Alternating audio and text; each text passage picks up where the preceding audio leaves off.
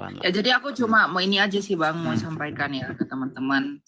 Ya, kalau apologetika itu kan kita saling support ya. Jadi bukan saling inilah sirik-sirikan, iri-irian. Karena apa sih alasan kita untuk begitu? Karena kan kita melayani Tuhan yang sama gitu. Aku secara pribadi banyak belajar dari Bang Edis ya untuk bagaimana cara kita melawan mereka yang sebelah, dari yang lain-lain juga yang mungkin saat ini jadi rivalnya gitu.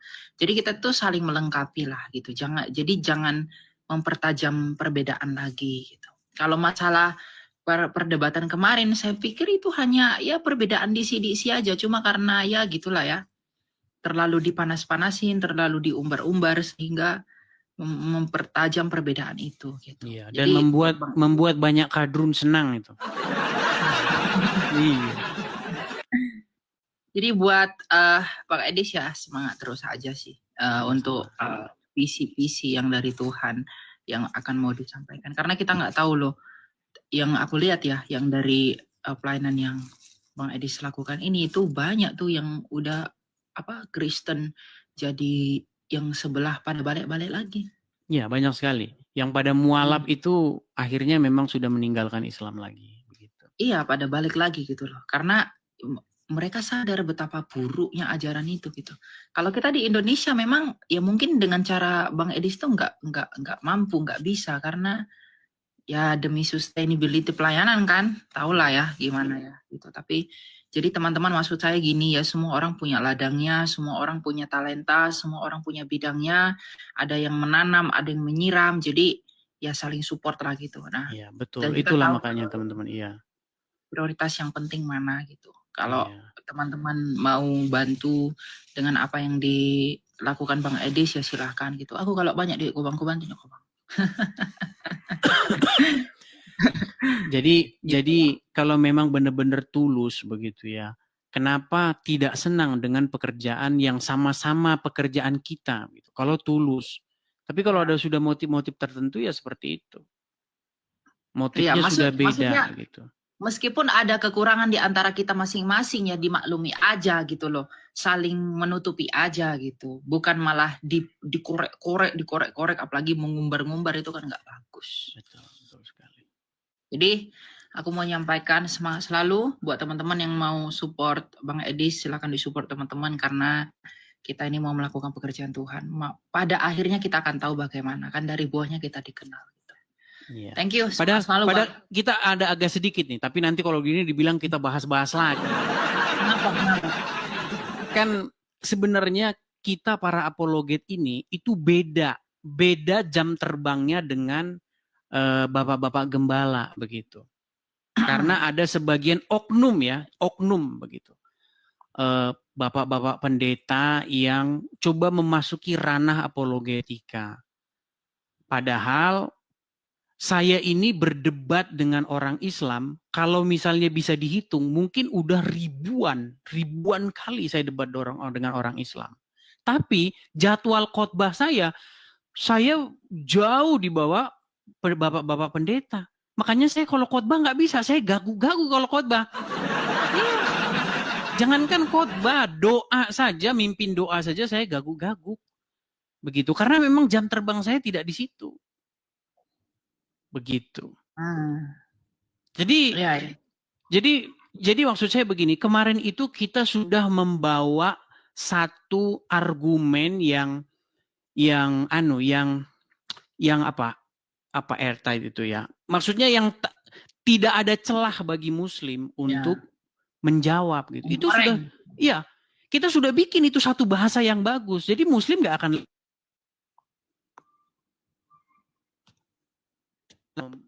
menyerang kita gitu. Tapi ada ya dalam tanda kutip oknum-oknum gitu ya dari orang-orang tertentu yang ingin merubah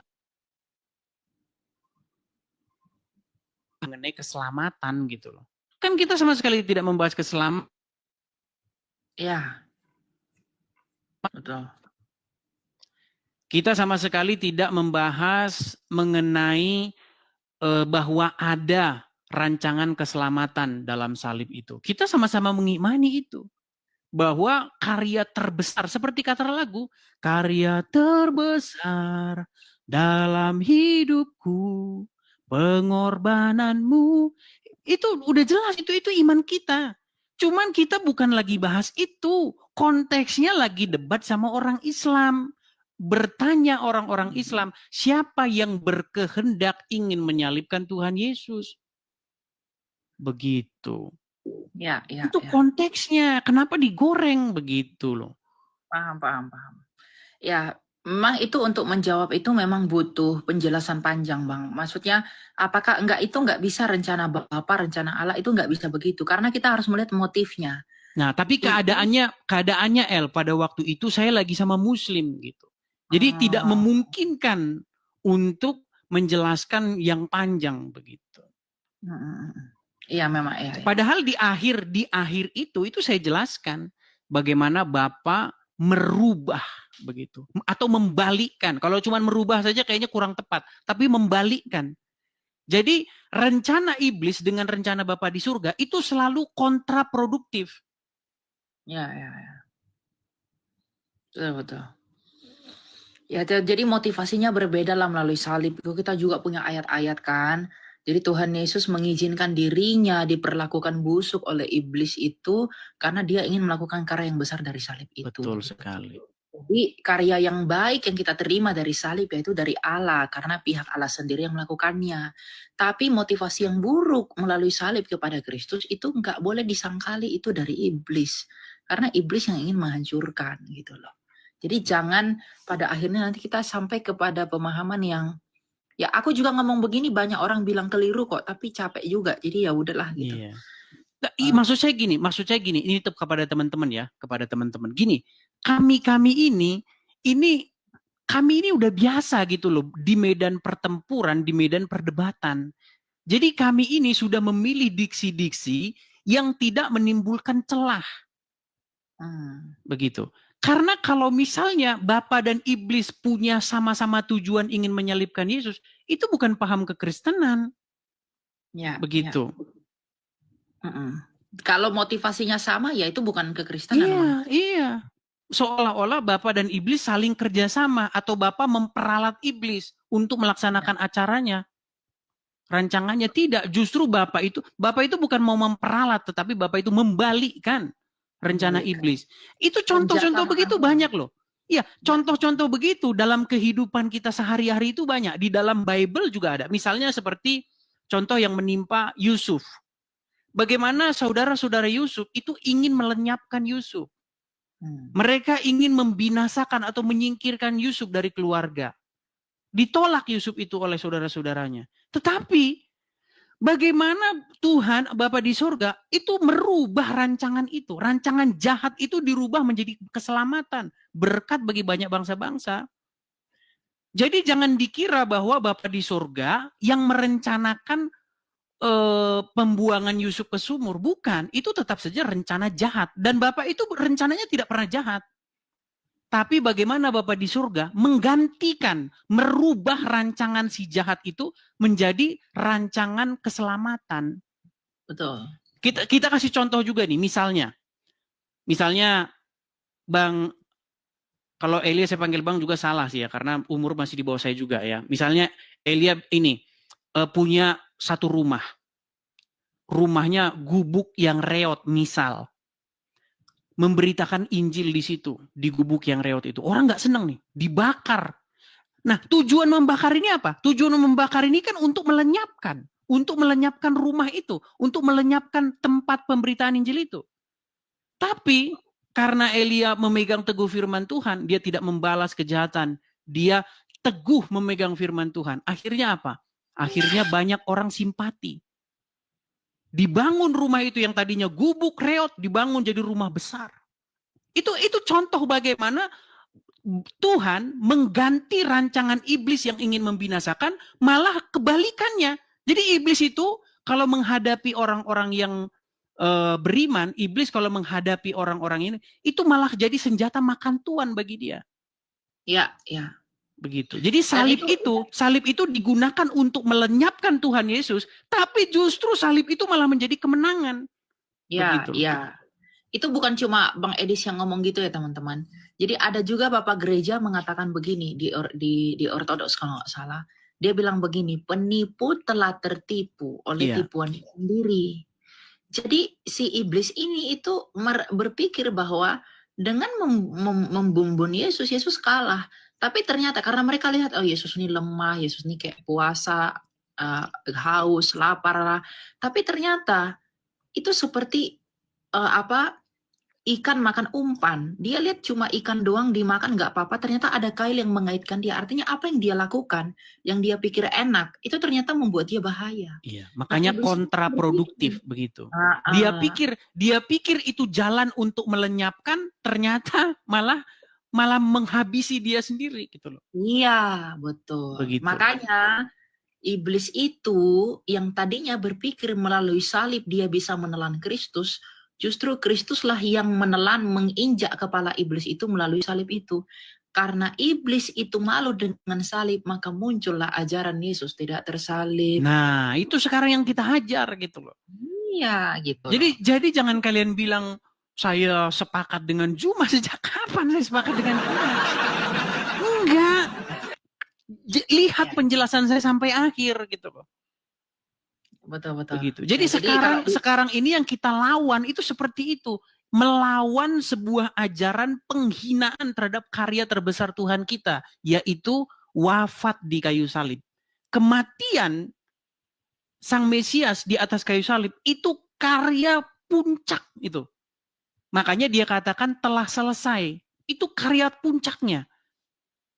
Begitu. Jika orang berkata bahwa Yesus tidak mati di salib, itu penghinaan yang luar biasa. Gitu. Kepada karya Tuhan Yesus itu. Betul. Dibilang Tuhan Yesus kabur dari salib. Kayak nabi tetangga yang pengecut. Nah, bisa begitu. Tuhan Yesus justru menggantikan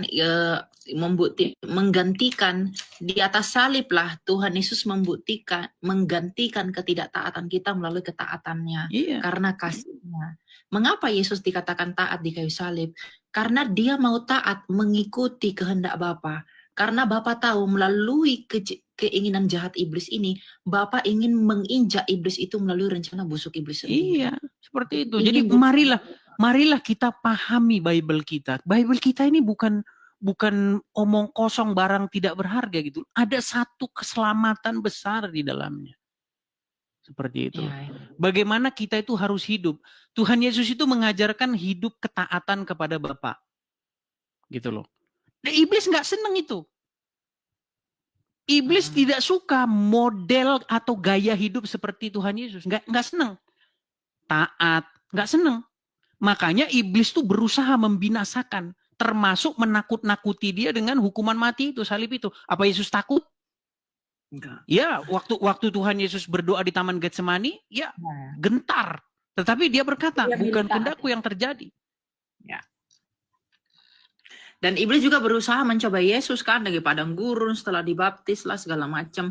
Jadi memang motivasi iblis ini selalu ingin menghancurkan Yesus teman-teman. Karena dia bawa kebenaran. Dia lahir aja pengen dibunuh. Dia melayani aja mau dicobai. Bahkan pada akhirnya dia mau ingin menghantam Yesus dengan salib.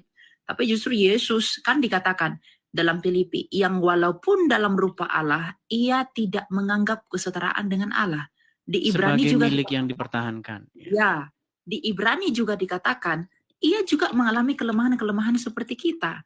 Ya artinya Tuhan Yesus ketika datang ke dunia ini penampakannya seperti manusia biasa. Dan itu iblis tuh tertipu. Mereka berpikir, wah ini manusia biasa nih, ini nih, aduh lemah nih pastinya nih ya. Sekalipun mereka lihat Yesus bermujizat dan lain sebagainya, karena menggeser posisi kuasa-kuasa ahli Farisi, maka itu kesempatan iblis untuk menghancurkan Yesus. Tapi ternyata mereka tertipu. Jadi salib itu yang tadinya adalah keinginan iblis untuk menghancurkan Yesus, tapi justru melalui salib yang samalah Tuhan Yesus mengalahkan iblis itu. Dan yang kita terima adalah kemenangan Kristus. Maka sekarang karya keselamatan dari salib itu datang dari Allah kita, karena Allah kita lah yang mengubahkan makna dari salib itu. Iya, itu. Jadi supaya teman-teman kalau pakai salib ngerti makna di baliknya begitu. Jangan seperti tetangga sebelah pakai bulan nggak tahu bulannya dari mana datangnya. Begitu. Kepala Dewi Aprodit. Iya. Jadi maksudnya supaya begini teman, inilah kami para apologet itu teman-teman. Kami ini punya jam terbang begitu. Jadi kami ini ngerti kok. Kami akan mencari sebuah diksi, kami akan merangkai sebuah kosakata di mana bangunan kosakata yang kami bangun itu tidak bisa ditembus oleh pertanyaan-pertanyaan selanjutnya. Gitu loh. Itu yang kami lakukan teman-teman. Jadi yang bukan apologet, oknum-oknum pendeta, ya khotbahlah di gereja, itu kan bagus juga, itu pekerjaan Anda begitu. Saya malah senang kalau Anda khotbah, saya malah dengerin gitu loh. Aku juga khotbah di gereja Bang, karena aku tiap hari Minggu tuh ada khotbah di gereja. Cuma gini, kalau aku berhadapan dengan dengan ya sebelah itu, dengan aku berhadapan dengan jemaat itu beda apa yang mau disampaikan gitu loh. Ya. Jadi caranya itu mengkontekstualisasikan pesannya itu beda, meskipun intinya sama gitu. Menurut aku gembala-gembala atau para hamba Tuhan saat ini pun ya kebanyakan sih mengerti dengan apologetika kita. Cuma ya tahulah ada orang yang menentang dan lain sebagainya. Yang pertama, karena memang punya doktrin yang berbeda, itu yang pertama. Oknum, yang kedua, oknum. Ya oknumnya itu punya doktrin yang berbeda dengan kita, ya enggak masalah, enggak apa-apa. Tetapi yang kedua juga ada yang memang dengan niat yang lain-lain lah gitu. Tapi sekalipun kita memang berbeda pandangan, berbeda dogma dalam hal memandang penyaliban itu, misalnya katakanlah begitu, itu enggak kita jadikan untuk alasan kita berpecah dalam semangat apologetika kita. Apalagi kita sama-sama berapologet juga. Tapi harusnya saling mediasi, saling tanya. Jadi akhirnya salah paham. Jadi enggak mengedepankan ego untuk, oh ini nih gua nih, ini nih enggak. Tapi diharmonisasikan gitu loh. Ini mana nih, kenapa dia bisa ngomong begitu, kenapa aku ngomong begini, dipertemukan apa yang menjadi masalahnya gitu, bukan yang terus dibahas sampai nggak selesai-selesai, padahal intinya udah selesai. Iya, mungkin ada motif-motif tertentu, nah ini yang kita nggak boleh teman-teman. Ya, artinya apa? Besi menajamkan besi, manusia menajamkan sesamanya, maksudnya begini, kalau ada satu pendapat yang tidak ini, marilah kita jadikan itu sebagai gerakan kebangkitan iman, gerakan kebangkitan membaca Bible kembali. Tapi motivasinya jangan sampai motivasinya itu sudah lain, ngerembet kemana-mana. Ya. Begitu. Kalau motivasinya sudah ngerembet kemana-mana kan berarti ada yang tidak beres di hatinya. Begitu. Ya, orang salah paham dengan kita ya nggak apa-apa. Saya juga mulai melayani 2 tahun lalu itu banyak disalahpahami. Tapi pada akhirnya kalau kita tulus Bang, kalau kita benar-benar ingin menyampaikan yang Tuhan sampaikan, atau yang benar-benar yang benar itu yang kita sampaikan, sekalipun orang lain salah memahaminya, nanti Tuhan sendiri kok yang akan menunjukkan itu gitu. Aku udah alami itu. Mudah-mudahan lah ya. Ya jadi semangat terus ya Bang ya. Aku mau sama-sama, semangat juga El, semangat juga. Ya thank you teman-teman. Sama-sama. Ya. Oke, ya itulah teman-teman. Jadi teman-teman, marilah kita kepada porsi atau pekerjaan kita masing-masing. Kalau di bagian Anda bagian khotbah, bakat Anda di khotbah, ya khotbah begitu. Kalau bagian Anda di bakat Anda yang berapologet, ya berapologet seperti itu. Saya kalau mau mengulang-ulang juga nanti gimana, tapi dibiarkan juga ya masih seperti itu. Kemarin kan sempat saya bilang begini kan, mungkin banyak orang tersinggung dengan itu. Ketahuilah teman-teman, bukan maksud saya itu menyinggung kalian, tidak. Karena saya lihat banyak orang-orang Kristen masuk ke channel-channel Muslim, ya kan, mengatakan hal yang demikian. Jadi omongan saya itu saya tujukan kepada mereka gitu loh. Yang masuk ke channel-channelnya Islam, terus jadi bahan guyonan sama mereka. Itu kepada mereka itu maksud saya itu. Ya. Kalian tidak sering lihat ada orang Kristen tidak punya ilmu, tidak punya pengetahuan, masuk dia ke tempat Yusuf PI. Siapa yang ingin menyalibkan Yesus? Bapa di surga katanya. Bapa di surga ingin menyalibkan Yesus. Ya. Terus itu ahli-ahli Taurat, orang-orang Farisi mau menyalibkan Yesus juga enggak? Iya katanya. Tapi itu rencana Bapa di surga katanya. Istilah Muslim tanya, Berarti mereka melaksanakan rencana Bapa di surga? Iya. Berarti mereka dapat berjasa? Iya. Justru karena kalian itu loh. Kalian itu yang bikin orang Islam jadi bilang iblis berjasa itu. Kata seperti itu yang saya tujukan kepada orang. Saya sama sekali nggak menunjukkan kepada hamba-hamba Tuhan. Tidak. Sama sekali tidak. Saya menunjukkan kepada mereka. Mereka menjadikan batu sandungan terhadap pemberitaan Injil. Percayalah, serahkan sama para apologet itu loh. Serahkan. Serahkan sama orang-orang di bidangnya. Makanya kalau yang awam-awam, duduk di bawah mendengar. Begitu belajar. Belajar dulu. Jangan langsung naik saja ke gelanggang. Kalau ada sasana tinju, kamu belum punya ilmu, jangan naik. Begitu, ya. Kebaikan kita bersama.